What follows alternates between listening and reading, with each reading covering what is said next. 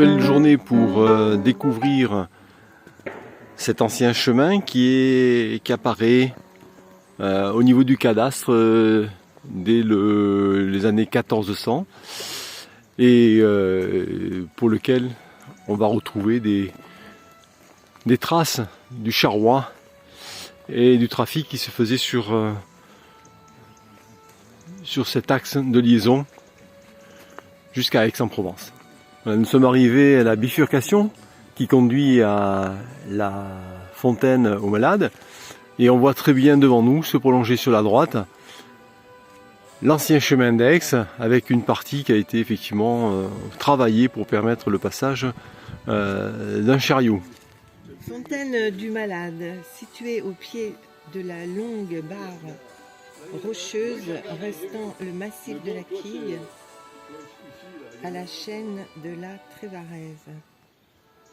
Le chemin d'Aix ancien passait sur le sommet de cette barre, ornière de charrettes qui les ont creusées. On connaît mal l'origine de cette désignation, Fontaine du Malade. Cette appellation n'apparaît que tardivement au XIXe siècle, dans les cadastres, livres manuscrits de registres d'imposition. Hypothèse 1. L'eau guérissait de la maladie. Hypothèse 2. Au moment des épidémies de peste, on empêchait les étrangers d'entrer au village du Puy, perché dans une enceinte que l'on connaît. Peut-être cela s'est passé en 1720. Il y en a eu avant beaucoup d'autres épidémies au XVIe siècle. Empêcher de passer, la personne serait restée là un certain temps, dans une cabane, jusqu'à ce que la circulation soit rétablie.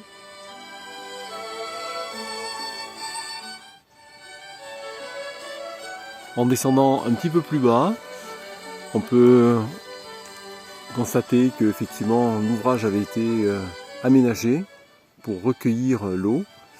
Donc troisième bassin, un angle construit sans forcément de maçonnerie, mais effectivement une zone qui constitue un bassin où on pouvait au moins récupérer l'eau d'infiltration sous la barre rocheuse que l'on voit plus haut. En aval de la fontaine aux Malades, on constate voilà, un petit alvègue près d'une habitation. De toute évidence, il y avait un écoulement d'eau évident à ce niveau. On voit les deux rochers marqués par le passage de l'eau.